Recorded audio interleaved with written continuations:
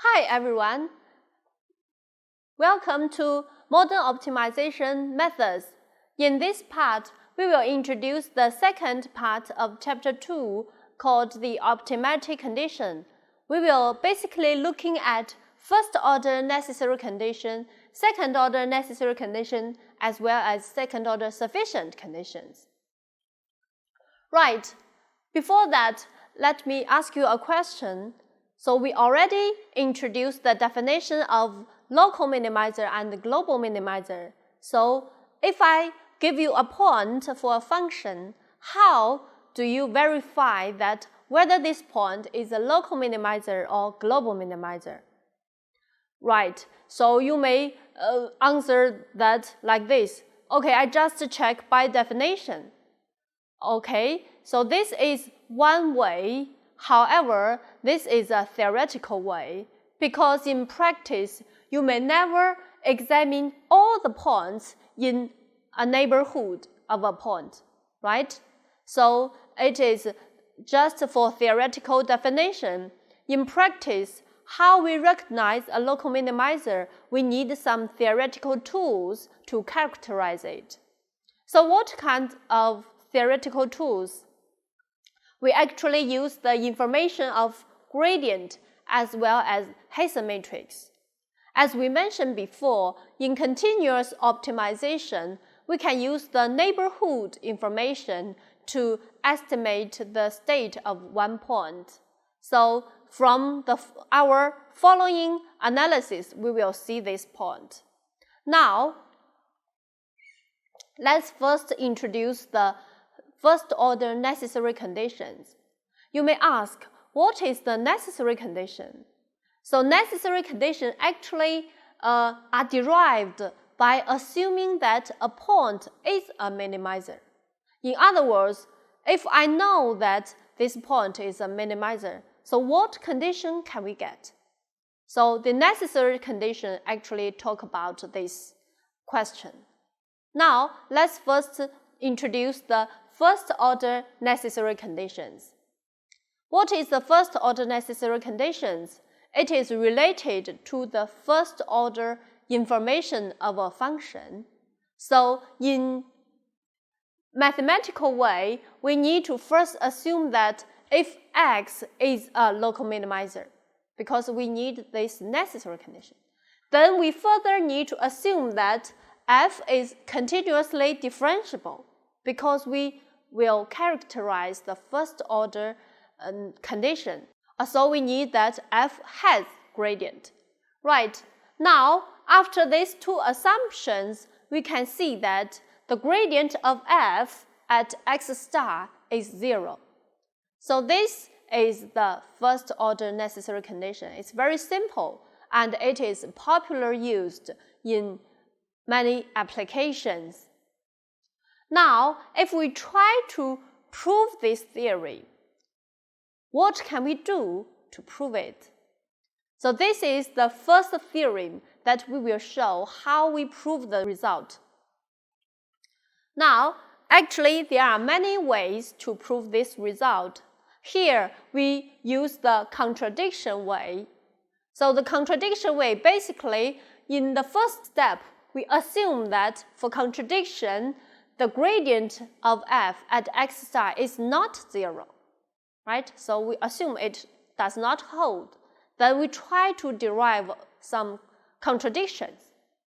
Now, by the gradient is not 0, then we can define a direction p as the inverse direction of gradient at x star. Now, this p, we take the inner product of p with the gradient of f at x star, then we get the minus of square norm of f at x star. So this term from the non-zero of gradient f, so this part is strictly smaller than 0. Now, in the third step, we try to use our condition, okay? We have assumed that the gradient f is continuously differentiable in an open neighborhood of x star, right? So because this gradient is continuously differentiable, therefore this P transpose gradient f at x star, it is continuously differentiable as well. Now we take a little perturbation of x star and we move x star to a little bit to Tp along this direction, and this term will also keep the strictly negativity. Alright? So this is the key point.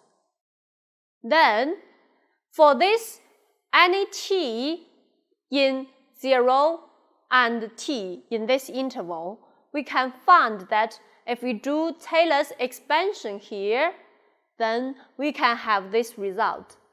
So the Taylor's expansion basically says that we have function values of f at x star plus t bar p, and we do it at x star.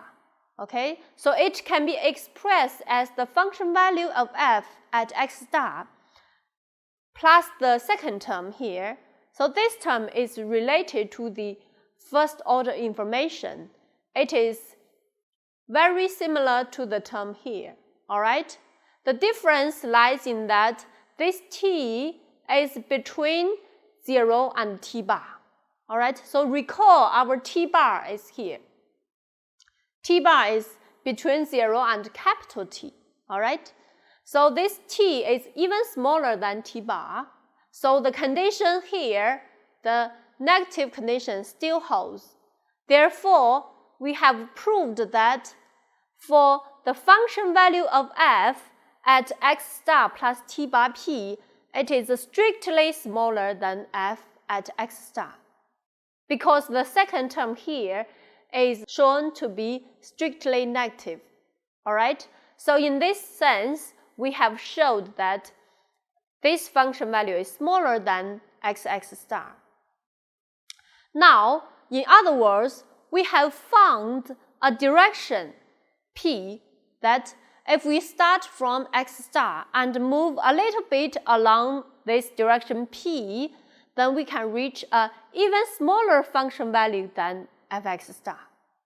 In other words, this will violate the claim that x star is a local minimizer. Alright? So in this way, we derive a contradiction. Therefore, the result is proved. So this is a way of a contradiction way to prove the theorem. Of course, you may got other ways to prove the result. Now, by the first order necessary condition, let me introduce a definition called stationary point. We call x star is a stationary point if its gradient is 0. Alright? In other words, as long as the gradient is 0, this point will be a stationary point.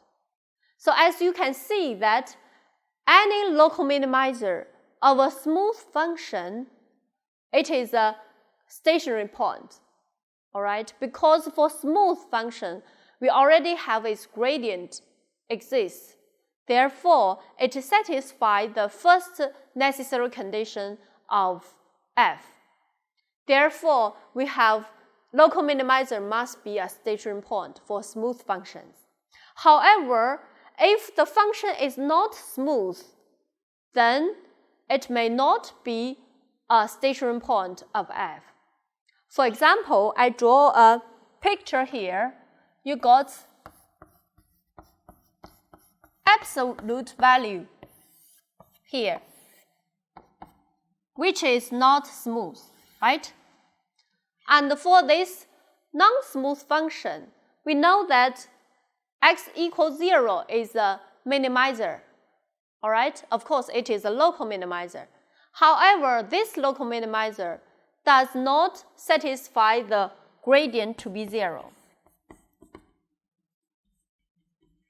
Why? Because you even do not have gradient. Okay? Because f is not differentiable at 0, so there is no gradient. Of course, there is no such condition. All right? So here, the smooth function is very important one. If it is not smooth, we cannot have such conclusions. All right?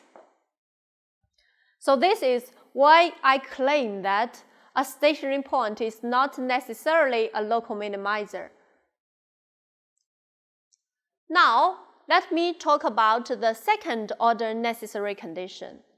So from the name, we know that second order necessary condition must assume that X star is already a local minimizer. Another information we can get is that this second order information is talking about the second order Hessian matrix. So we must assume that the Hessian matrix exists. So this is the theory. So we also assume that X is a local minimizer. Moreover, we assume Hessian matrix exists and is continuous. All right? So the continuity is held in an open neighborhood of X star. Under the two assumptions here, then we have the first order optimality condition first. So the gradient must be 0. And moreover, the Hessian matrix is positive semi-definite at X star. All right? So this is the second order necessary condition. So basically, it means that this Hessian matrix at X star is positive semi-definite. Now, let's take a simple example to show you. So we assume that in n-dimensional space, you got a quadratic function here. The quadratic function takes the form of x transpose qx plus b transpose x in this form. And if x star is the local minimizer of this function, then we can have the gradient to be 0. Actually, the gradient takes the form of qx star plus b. And the Hessian matrix is positive semi-definite. So we take the Hessian matrix, then you can see that the Hessian function of f is a constant matrix Q. And we require this Q to be positive semi-definite. So this is the second order necessary condition for quadratic function. Now, in the following, we will think about how we prove this result. Okay? Below, we also use the way of contradiction. Okay, so we assume that for contradiction, the Hessian matrix is not positive semi-definite. In other words, we can find a vector P such that P transpose the Hessian matrix multiplied by P must be strictly negative.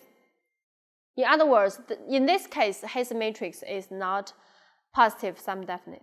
Okay, so this is the condition we can get by assumption. Then we try to use the continuity of Hessian matrix. All right, so continuity of Hessian matrix actually implies that if we take P transpose multiplied by the Hessian matrix and then multiplied by P, it will be strictly negative. Why? Because we take a little perturbation of X star. All right, we change it to X star plus TP. Then in this small neighborhood of X star, the strict negative condition still holds. All right? Then with this condition, if we try to take use of this condition, we need Taylor's expansion. So in this case, Taylor's expansion must be expanded to the second order one. Okay, so we do Taylor's expansion at X star plus T bar P. And we try to expand this function value at X star. Okay, so we basically got three terms. The first term is function value at X star. The second term is the first order information. And the third term is the second order information. All right? Because by the first order necessary condition, we have the gradient of this part to be 0, so this term is cancelled out. And we are left with 2 terms here. Moreover, by the step 2, we have this part to be strictly -1, meaning that the function value of f at x star plus t bar p is strictly smaller than the function value of f at x star. In other words, in the neighborhood of x star, we have found a direction p that if we walk along this direction p and move a little bit, then you can reach another function value which is strictly smaller than this one. So this actually violates the fact that x star is a local minimizer. Okay, so in this way, we also derive a contradiction. Okay, so by this way, we have proved the result that the second order condition actually holds in this case. Okay, so this is the way we prove the result. Now, let's take a brief summary about this lecture. So in this part, we actually introduce the first order necessary condition and also the second order necessary condition. Moreover, we have a definition called the stationary point. Okay, so it is actually closely related to the local minimizer. However, they are not equivalent. In the next part, we will introduce further the second order sufficient conditions. Okay, so until then, let's see you next time. Bye.